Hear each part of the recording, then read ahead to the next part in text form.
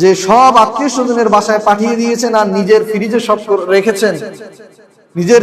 সব রেখেছেন, এবং আত্মীয় স্বজনের মাঝে সব বিলি করে দিয়েছেন, গরিব মিসকিন পেল না। এইটা আবার করা যাবে না। সম্মানিত দিনী ভাইরা, বিশেষ করে খেয়াল রাখতে হবে, আত্মীয় স্বজন তো যারা কোরবানি দিয়েছেন তারা খেতে পারবে, কিন্তু আপনার দিকে এক শ্রেণীর মানুষ আপনার দিকে চেয়ে আছেন, যারা সারা বছর কোরবানির ব্যতীত, যারা সারা বছর গরুর গোশত কিনে খাওয়ার মতো তৌফিক রাখে না। এমন অনেক ফ্যামিলি রয়েছে, অনেক পরিবার রয়েছে যারা সারা বছরের মধ্যে একদিন কি করতে পারে না, একদিন গরুর গোশত কিনে খেতে পারে না। এরা আপনার দিকে চেয়ে আছে যে আপনি তাদেরকে কোরবানির গোশত দিবেন, তারা সেই কোরবানির গোশত খাবে।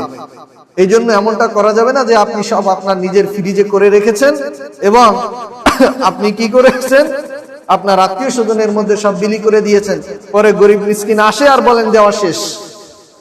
এবং আমি আরেকটা জিনিস দেখেছি যে কোরবানির গোশত নিতে যখন আসে মানুষকে এক টুকরা দুই টুকরা করে দেন। এই যে বন্টন, এই ধরনের বন্টন করা যাবে না, এই ধরনের বন্টন করা যাবে না। আপনি গরিবের জন্য যেই গোশতটা ফিক্সড করেছেন, এইটা তাকে এমন ভাবে দিবেন, এমন ভাবে তাকে এতটুকু পরিমাণ গোশত দিবেন, সেটা যেন সে বাসায় নিয়ে তার পরিবার নিয়ে যেন একবেলা খেতে পারে। আপনি যদি 2 টুকরো 3 টুকরো গোশত দেন, সে সেটা থেকে কি খেলো আর কি পেলো, এটা করা যাবে না। কোন গরিবকে আপনি ওই পরিমাণ গোশত দিবেন, যেই পরিমাণ গোশত দিয়ে তার পুত্র পরিজন নিয়ে সে একবেলা খেতে পারে।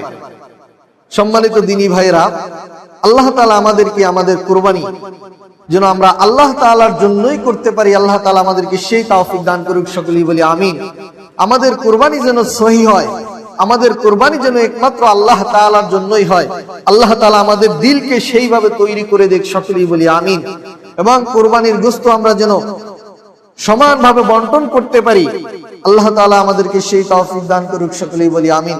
আখির দাওয়ানা আলহামদুলিল্লাহি রাব্বিল আলামিন।